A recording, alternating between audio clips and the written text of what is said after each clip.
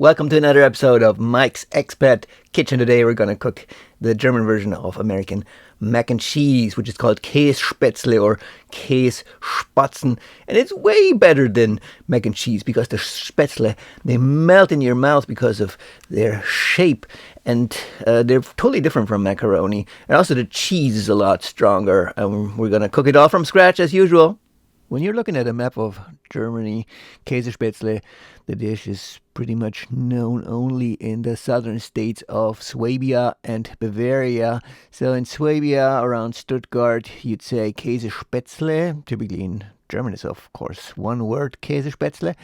In Augsburg, in Bavaria, where I'm from, it's Kässpätzle or even Kässpatzn sometimes. And in Munich, they say Kasspatzn with an A instead of an E, but it's a similar dish in all of the regions. What you need to cook it, and this recipe was given to me by my German friend Andrea, is 14 ounces of flour plus 4 eggs for the dough, roughly 1 egg per 3.5 ounces of flour. Then 3 to 4 onions to caramelize and half a pound of Gruyere cheese.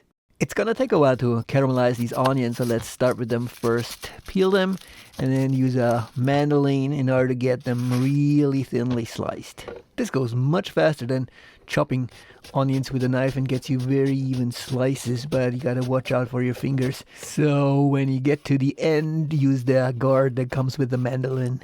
Yeah, you need a fair amount of these slices. So the 3 onions that I cut that way ended up in 420 grams. That is 15 ounces. To caramelize the onions, I prefer a cast iron pan because it nicely holds the heat, and some cooking oil in order to prevent them from sticking. When the pan is about medium hot, dump in all the onion slices and keep stirring them in order to prevent them from burning. So yeah, don't let the pan get too hot. Take your time here and slowly cook those onions until they turn brown on the outside. It's going to take about 20 minutes. We also need a fair amount of cheese, which can get pretty expensive in the US, but Costco has a great deal on a pound of Gruyere cheese. There's only about $12. So I cut about half of it into those 4 spears, which weigh in at about 200 grams. That is 7 ounces. And I'm going to grate those with the microplane grater. Set that cheese aside, let the onions cook a little more, and then we prepare a casserole dish for baking the spätzles later. Line that with a thin layer of butter, and it's time to make the spätzle dough. For this, use about 400 grams or 14 ounces of regular flour, and then dump in 4 eggs. Season it with about half a teaspoon of table salt, and then mix it up either with a hand mixer with the dough hooks or with a stand-up mixer. While this is going, pour in some water so the dough gets really smooth.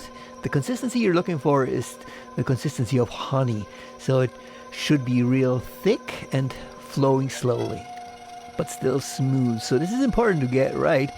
If it's too thin, then it will flow too fast through the holes in the spätzle maker, and you'll end up with really thin spätzles. So yeah, honey is the consistency you're looking for here. This is perfect. Now it's time to preheat the oven. Set it to about 350 degrees Fahrenheit and let it heat up.